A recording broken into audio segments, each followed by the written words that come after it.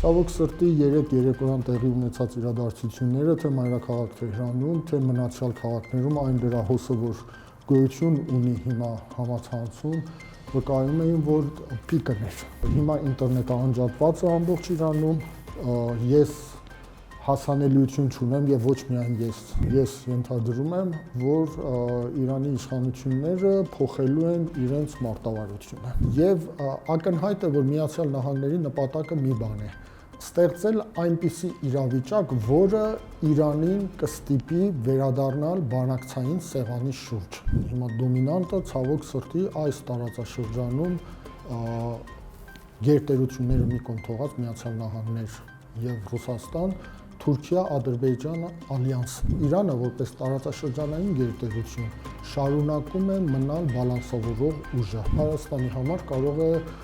ճակատագրական նշանակություն ունենալ այս ամեն ինչը, ես կասեի բացասական։ Բարև ձեզ, եթերում ուղի խոսքն է։ Այսօր մեր հյուրն է Թեհրանի Ալիք օրաթերթի գլխավոր խմբագիր Արամ Շահնազարյանը։ Բարև ձեզ, պարոն Շահնազարյան։ Շնորհակալ ենք հրավերն ընդունելու համար։ Ավելի քան 10 օր է Իրանում ցույցեր են, ակցիաներ են իրանական փողի արժեզրկման եւ գնաճի պայմաններում։ Բազմաթիվ տեղեկություններ են տարածվում, բախումներ կան, ցույցեր, նույնիսկ իրավապահ մարմինների հետ բախումներ։ Ինչ է իրականում կատարվում այնտեղ, ինչ տեղեկություններ դուք ունեք։ Ցույցերը սկսվեցին 12 օր առաջ, պայմանավորված էր տնտեսական անմխիթար վիճակի, ազգային արժույթի կտրուկ արժեզրկման ու սղաճի բարձրացման հետ, կտրուկ աճի հետ էր կապված։ Տնտեսվարողները շուկան նման պայմաններում փաստորեն աշխատել չէր կարողանում, որովհետև արտարժույթի, այսպես փոխարժեքը դոլարինը կոնկրետ ոչ միայն օրով, հաճախակի նաև ժամով էր բարձրանում, ու դա բնականաբար տնտեսվարողներին խանգարում էր։ Բողոքի առաջին ակցիաները շուկայից էին, տնտեսվարողների կողմից էին, որոնք ուղղակի ստեղծված իրավիճակի նկատմամբ իրենց բողոքն էին արտահայտում, չկար քաղաքական երանգավորում դրա մեջ, բայց շատ արագ ստացավ քաղաքական երանգավորում ցույցերը, անձինք, որոնք խնդիրներ ունեն համակարգի հետ, Իսլամական Հանրապետության հետ, համակարգի հետ, որոնց մեծ մասը ցավոք սրտի ուղղորդվում էր արտասահմանյան ուժերի կողմից, կոնկրետ Միացյալ Նահանգներ եւ հատկապես Իսրայելի հատուկ ծառայությունների կողմից, դրանք այդ շրջանակները, որոնք աշխատում էին այդ կորիզները իսրայելական հետախուզության կողմից ձևավորված 5-րդ շարասյուն այսպես կոչվածը, որը աշխատում էր Իրանում եւ 12-օրյա պատերազմի ընթացքում նաեւ դրանց գործողությունը բոլորին պարզ էր, իրանական իշխանություններն էլ հայտարարեցին այդ մասին, ինչքան ձերբակալվածներ կային, այդ կորիզների մնացորդները դեռ ակտիվ էին։ Սկսեցին աշխատել, արտասահմանից այդ ներթափանցումը եղավ, արևմտյան մեդիան սկսեց աշխատել եւ շատ արագ ստացավ քաղաքական երանգավորում։ Իրանի իշխանությունները տարանջատեցին բողոքի ցույցերը, ակցիաները։ Իսլամական հեղափոխության գերագույն հոգևոր առաջնորդ Այաթոլլահ Խոմեյնին իր վերջին ելույթի ընթացքում հստակ հայտարարեց, որ իշխանությունները, կառավարությունը պարտավոր են եւ պետք է լսեն բողոքները, պետք է լսեն արդարացի բողոքները։ Նա եւս նշեց, որ տնտեսական վիճակը այո անմխիթար է, խնդիրներ գոյություն ունեն, որոնք պետք է կարգավորվեն, պետք է լսել բողոքողներին, սակայն պետք է հստակ տարանջատել իրական բողոքողներին, նրանք, որոնց արդարացի բողոքներ ունեն, եւ խռովարարներին, դրանց հաշիվը պետք է իրարից անջատել։ Այս թևին պետք է լսել, մյուսներին անհրաժեշտ համարժեք եւ համաչափ հակազդեցություն ցույց տալ։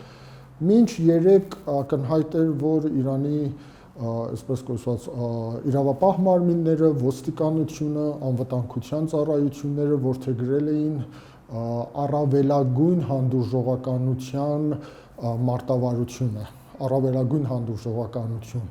մինչ այնտեղ որ կա այն կարմիր գծի հատելը, ինչքան հնարավոր է հանդուրժել բողոքի ակցիաները, ինչ բնույթի որ լինեն,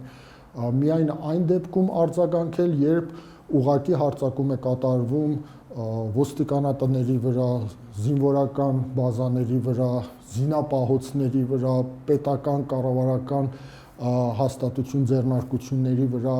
երբ փորձ է արվում խանգարել հասարակական կարգը փողոցում, խանութներ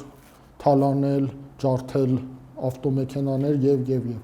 մինչ այդ փորձում էին հանդուրժողական վերաբերմունք ցույց տալ։ Ցավոք սրտի երեկոյան տեղի ունեցած իրադարձությունները թե մայրաքաղաք Թեհրանում, թե մնացյալ քաղաքներում այն լրահոսը, որ գոյություն ունի հիմա համացանցում, վկայում էին, որ պիկն էր, ցույցերի պիկը եղավ երեկ եւ այո, հիմա ինտերնետը անջատված է ամբողջ Իրանում, ես հասանելիություն չունեմ եւ ոչ միայն ես ամբողջ համացանցում հասանելիություն չկա իրանական պաշտոնական տեղեկատվության, լրատվական կայքերին, լրատվական ցանցերին, զանգվածային լրատվամիջոցներին, ինֆորմացիայի հոսքը միակողմանի է, արևմտյան, այսպես կոչված լրատվամիջոցները, BBC-ի պարսկերեն ծառայություն, Deutsche Welle-ի պարսկերեն ծառայություն եւ որոնք բնականաբար այլ ակնոցով եւ ինչ որտեղ չափազանցված են ցույց տալիս։ Կարծում եմ, որ պետք է համբերատար լինել, սպասել, տեսնել թե ինչ ընթացք է ստանալու, սպասել նաեւ իրանական պետական պաշտոնական լրատվությանը, հասանելիությանը դրանը, որպեսզի հնարավոր լինի իրական պատկեր ձևավորել վերջին 24 ժամվա ընթացքում տեղի ունեցածի եւ ուրվագծել այն հնարավոր զարգացումները, որոնք կարող են տեղի ունենալ առաջիկա օրերի ընթացքում, բայց հաշվի առնելով ինտերնետի անջատելը եւ այն ինչ որ տեղի ունեցավ երեք, այդ անկարգությունները, որոնք այլևս բողոքի ակցիաներ չէին, զոհերի մասին ինֆորմացիա եղավ, մասին կար, բողոքի ակցիաներ չէին, դրանք տնտեսական իրավիճակի հետ կապված, ես ենթադրում եմ, որ կրկնում եմ, ես ենթադրում եմ, որ Իրանի իշխանությունները փոխելու են իրենց մարտավարությունը։ Մարտավարությունը փոխել է, այսինքն ինֆորմացիայի ավելի բաց լինելու առումով, թե ցուցարարների հանդեպ վերաբերմունքը։ Ցուցարարների, ես կասեի խռովարարների, որովհետև իրապես պիտի տարանջատել խռովարարներ եւ ցուցարարներ։ Տեսեք, օջախները հիմնականում կենտրոնացած են, հիմնական օջախները ճգնաժամային կենտրոնացած են Իրանի արևմտյան նահանգներում, քրդաբնակ նահանգներ են դրանք, եւ ոչ միայն քրդաբնակ, օրինակ Լորեստանը քրդաբնակ նահանգ չի, Չարմահալ եւ Բախտիարին քրդաբնակ նահանգ չի, բայց Իլամը, Քերմանշահը, Քուրդստանը դրանք քրդաբնակ նահանգներ են հիմնականում։ Օջախները կենտրոնացած են այդտեղ, ինչու այդտեղ։ Մենք գիտենք, որ Մոսադը, իսրայելական հատուկ ծառայությունը տարիներ շարունակ է, այսինքն Սադամ Հուսեյնի իշխանության անկումից հետո ինչպեսով է տեղավորվել այսպես տաքուկ Իրաքյան Քրդստանում, այդ ինքնավարությունում, ինչ կապեր ունի այդտեղ եւ ինչպես է օգտագործում իրանական քրդական անջատողական շարժումներին։ Իսկ ինչու այդտեղ ասացի առաջին պատճառը, այդ անջատողական շարժումները փորձ են դրթել ազգամիջյան, այսպես կոչված ազգայնականություն, ազգամիջյան պայքար հրահրել, այո, ներքին խռովություն բանանել, դրա հետ զուգահեռ մի կարևոր հանգամանք կա։ 12-օրյա պատերազմի ընթացքում իրանական հրթիռային հարվածները, որոնք հասցվում էին Իսրայելին, այդ հրթիռների լանչերները, այսպես կոչված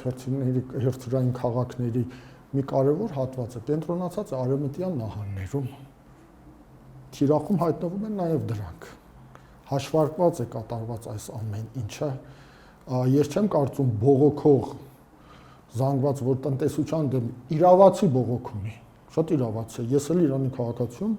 ես էլ եմ ապրում այդտեղ, ես էլ եմ սահմանափակ աշխատավարձով, պետք է հոգամ իմ հոգսերը, այդ տնտեսական ճանաչում այնպես չի, որ ես չեմ զգում այդ, ես էլ եմ բողոքում դրանց նկատմամբ, բողոքում եմ դրանց նկատմամբ տնտեսական վիճակին, բայց երբեք այդ բողոքողը մարտական զենքը ձեռքին չի լուսանկարվում, մարտական զենքով դուրս չի գալիս փողոց, նռնակ չի օգտագործում, AK-47 չի օգտագործում ցույցի ժամանակ, Winchester չի օգտագործում, երբեք չի կանգնում եւ Քուրդստանի դրոշը թիկունքին նկարվում։ Սրանք բոլորը այսպես կոչված ալարմներ են, կարմիր ազդանշաններ են, որ ցույց են տալիս, թե այս իրադարձությունների մի զգալի հատվածը որտեղից է ուղղորդվում, ինչ նպատակներ է հետապնդում։ Այս ինֆորմացիան, ինչպես բոլորը երկրներում կարելի ասելով հետևում է Իրանի իրավիճակին, վերցնում են, ինչպես նշեցիք, արևմտյան ԶԼՄ-ներից,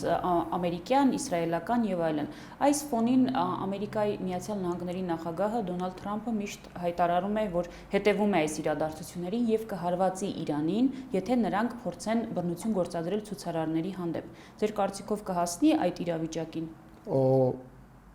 Չեմ կարող ասել, տեսականորեն հավանականությունը քիչ է, ավելի շատ քարոզչական ֆոնի վրա է, ավելի շատ Իրանի իշխանությունների վրա հոգեբանական ճնշում եւ ընդհանրապես իրանական հասարակության վրա հոգեբանական ճնշում գործադրելու նպատակ է հետապնդում։ Ես կասեի, որ այնինչ որ տեղի է ունենում, իհարկե նշում եմ, հատուկ ընդգծում եմ, երեկվա իրադարձությունները ուրիշ բնույթ էին, բայց ընդհանուր առմամբ այն մարտավարությունը, որը ներկա պահին Միացյալ Նահանգները գործադրում է եւ նաեւ Իսրայելն է հետևում դրան, առավելագույն ճնշումն է Իրանի Իսլամական Հանրապետության վրա, որովհետեւ անգամ երեկվա իրադարձություններից հետո եւ նախքան այդ, եթե հենց արևմտյան վերլուծական կենտրոնների վերլուծություններն եք ուշադրություն դարձնում դրան, օրինակ Foreign Policy վերջին հոդվածները, որ տպագրվել է, բոլորը միանշանակ խոսում են այն մասին, որ իշխանափոխության, համակարգային փոփոխություն, իշխանափոխության հնարավորությունը Իրանում նվազագույն է, գրեթե բացառված է այս պահի դրությամբ։ Եվ ակնհայտ է, որ Միացյալ Նահանգների նպատակը մի բան է՝ ստեղծել այնպիսի իրավիճակ, որը Իրանին կստիպի վերադառնալ բանակցային սեղանի շուրջ։ Բայց մի կարևոր բայց գոյություն ունի։ Բայցը դա է, որ այն պայմանը, որը պաշտոնական Թեհրանը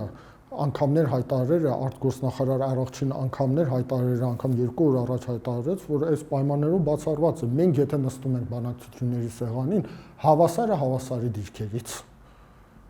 Այլապես իմաստ չունի բանակցել։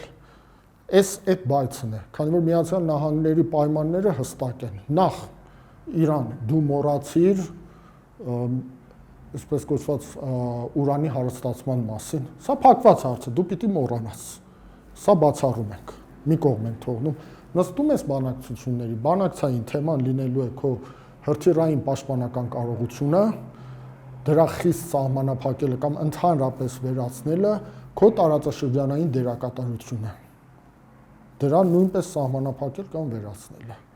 Իսկ Իրանը թեկուզ պատերազմի բովով անցած, թեկուզ ներքին ճգնաժամի դեմ հանդիման կանգնած, բազմաթիվ խնդիրներ ունեցող երկիր,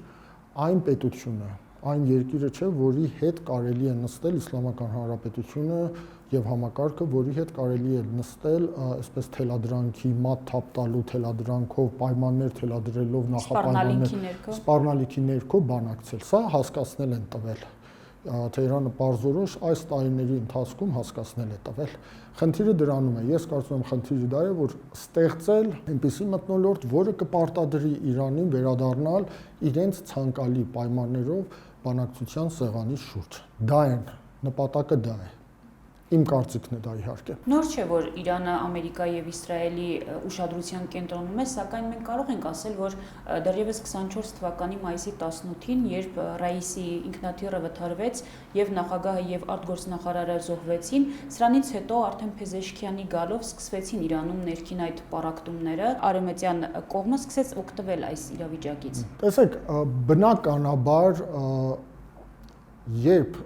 հենց Իրանի ներսում եւս, որը մոնոլիտ քաղաքական համակարգ ունի, գաղափարական մոնոլիտ քաղաքական համակարգ ունի, կան տարբեր թևեր, պահպանողականներ, բարենորոգչականներ։ Պահպանողականները իրենք ունեն տարբեր երանգավորում, բարենորոգչականները ունեն տարբեր երանգավորում։ Երբ այս օղակը սկսում է աշխատել, պահպանողականներից իշխանություն փոխանցվում է բարենորոգչականներին կամ բարենորոգչականներից փոխանցվում է պահպանողականներին, տրամաբանորեն եւ բնականաբար քաղաքականության մեջ փոփոխություններ լինում են, թե ներքին, թե արտաքին։ Քաղաքականության մեջ փոփոխություններ լինում են։ Սա անխուսափելի է, միշտ եւս այդպիսին է եղել։ պատմության, այսինքն Իրանի Իսլամական Հանրապետության պատմության ընթացքում մշտապես այդպիսին է եղել։ Եվ բացառություն չէր, երբ հանգուցյալ նախագահ Ռայիսի կառավարությունից հետո նախագահ Փեզեշքյանի կառավարությունը գործի անցավ, մենք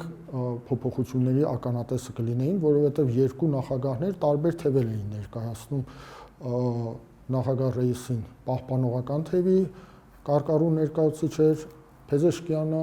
բարենորոգչական թևի առանցքային դեմքերից էր, եւ մենք բնականաբար թե արտաքին թե ներքին քաղաքականության մեջ ունենալու ենք որոշակի փոփոխություն, բայց կա մի կարևոր հանգամանք.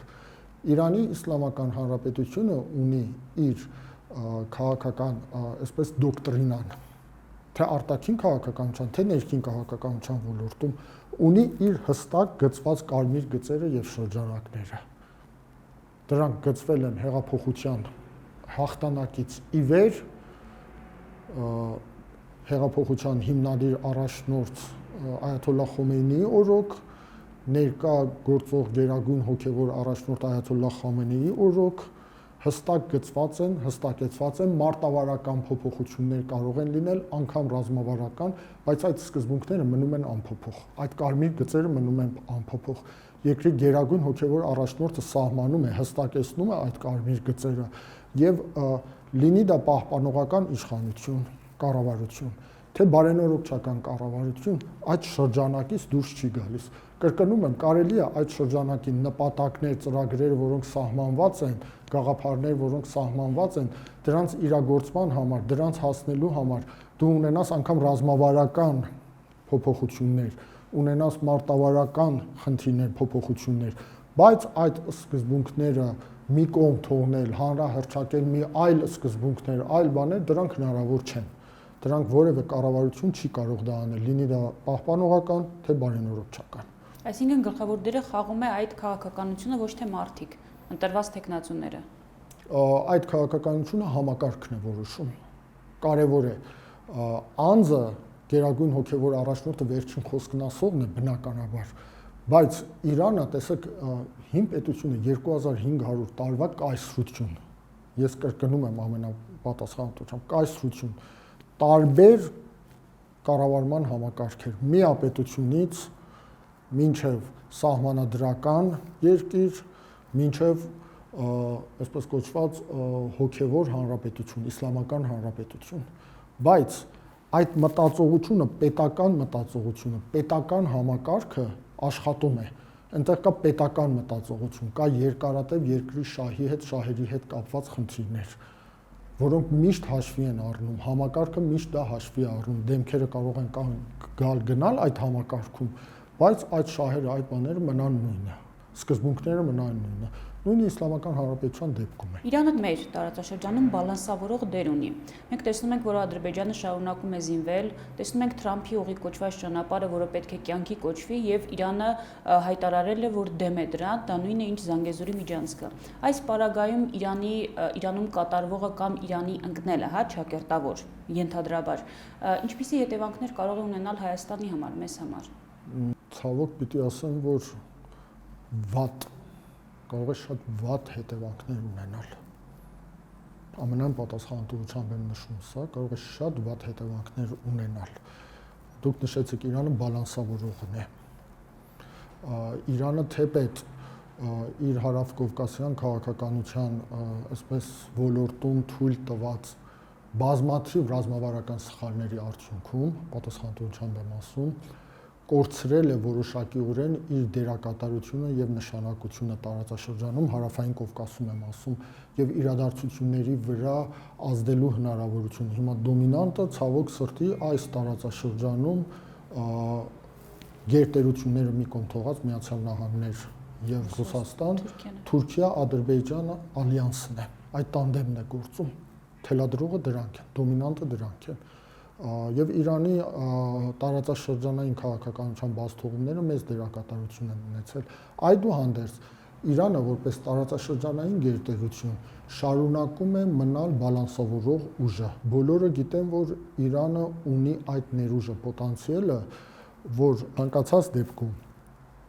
եթե իրադարձությունները ընթանում են այնպես, որը կարող է բացասական ազդեցություն ունենալ իր տարածաշրջանային դերակատարության, տարածաշրջանային շահերի եւ մանավանդ անվտանգային մթնոլորտի համար խաղը խառնել։ Դա բոլորը գիտեն, որ ունի։ Հիմա եթե ցիտենք, որ այսպիսի մի սցենար, որ Իրանում տեղի ունենա փոփոխություններ, իշխանափոխություն ասենք, ճակերտավոր հեղափոխություն, որտեղ ես սասրան հեղափոխություն չեմ անվանում, անկեղծ ասած, դա տեղի ունենա։ Այնպես չի, որ վաղը մյուս օր մի իշխանության փոխարինելու է մեկ այլ իշխանություն, ոչինչ չի տեղի ունենալ, ոչինչ չի պատահելու, ոչ, Իրանը ամենայն պատասխանատվությամբ ես կնշեմ ներքաշվելու է տևական ներքաղաքական քաոսի մեջ։ Պանթուրքիստական շարժումներ, պանքրդական շարժումներ, պանբալուչական շարժումներ, հիմա արդեն թուրքմենական շարժումներ են որոշակիորեն ակտիվություն, կենթանության նշաններ ցուցաբերում, սրանք բոլորը կան։ Բոլորը գիտեն նաև, որ Իսրայելի գլխավոր նպատակներից մեկը այս տարածաշրջանում, որի մասին բարձրաձայներ են բազմիցս, Իրանի, այսպես կոչված, որպես պետական միավորի կազմաքանդումն է։ Ինչքան փոքր այդպիսի կառավարելի պետություններ լինեն, քրդական, չգիտեմ, ինքնավարություն, թուրքերը, թուրքախոսները անջատվեն, բելուչները խնդիր ունենան, Իրանը ինչքան այդպես կազմակերպի, մասնատված շատ ավելի հեշտ է, քան մեկ հզոր կայսերական պետություն այդտեղ։ Իսրայելի նպատակը ընդհանրապես այս տարածաշրջանում դա ոչ միայն Իրանը, հերթով մեկ-մեկ գնալու է, արաբական աշխարհ, Թուրքիային անդրադառնալու, ինչու՞ չէ չկասկածեք, թեև իր դաշնակիցն է, թեև առ երես խնդիրներ ունեն, բայց խորքում բան է։ Այդ ամբողջը կա, սա մեկ մեծ ծրագիր է այս տարածաշրջանի համար։ Եվ իզուր չէ, որ իրանցի փորձագետները այս թրիփը կամ ինչպես մենք գիտենք, դա Զանգեզուրի միջանցքն է, բառը բուն իմաստով։ Թրիփ են ասում, արևմտյան փաթեթավորում են տվել ավելի գեղեցիկ դրան, բայց նույն Զանգեզուրի միջանցքն է։ Իզուր չէ, որ Իրանի փորձագետական շրջանակները դա անվանում էին ՆԱԹՕ-ի թուրանական միջանցք։ Դրա թիկունքում Բրիտանիան է կանգնած, դրա թիկունքում Իսրայելն է կանգնած եւ անմիջականորեն իրենց շահերին է անդրադառնալու։ Եթե Իրանը ներքաշվի նման իրավիճակում, կորցնելու է արձագանքելու հնարավորությունը, որովհետև երբ չլինի կենտրոնական հզոր կառավարություն կամ իշխանության կան այնպիսի ուժեր, որոնք կախվածության մեջ են ամբողջովին արևմուտքից, Միացյալ Նահանգներից, Իսրայելից, բնականաբար քաղաքականությունն էլ է փոխվելու եւ սա լավագույն առիթն է լինելու նախ այդ քաոսը օգտագործելու թուրք-ադրբեջանական տանդեմի կողմից առաջին իսկ պատեհ առիթում Ադրբեջանը անցնելու է զինվորական, այսպես կոչված գործողությունների, ռազմական գործողությունների, որպես Սյունիքի հարցը վերջնականապես փակի։ Իրենց նպատակը դա է։ Բոլորս էլ գիտենք, վերջնանպատակը դա է։ Թրամփի ուղի միջանցման, սրանք այդ հանգրվաններն են, որ պետք է հասնել այդ նպատակին։ Ու ցավոք սրտի, այո, Հայաստանի համար կարող է ճակատագրական նշանակություն ունենալ այս ամեն ինչը, ես կասեի, բացասական առումով։ Մենք կարող ենք նմանություններ տեսնել այսօր Իրանում կատարվողի, 18 թվականին Հայաստանում կատարվողի եւ վերջերս նաեւ Վրաստանում կատարվողի նկատմամբ, որովհետեւ փորձագետների կարծիքով բոլորն էլ ունեն արևմտյան ձեռքի, հա, այսպես օգտագործում, այսինքն դրսից է կառավարվում։ Ես իմ անձնական կարծիքը կասեմ, միգուցե սուբյեկտիվ հնչի, ես ամբողջությամբ համոզված եմ այդ սցենարով, որ ստեղծվում է, կրկնում եմ, արդարացի բողոքի առիթ, տնտեսական, անմխիթար վիճակ, սղաճ, գնաճ, միջին խավի գնողականության թուլացում, սպառողական զամբյուղը անընդհատ փոքրանում է, դրանք խնդիրները, որ գոյություն ունեն։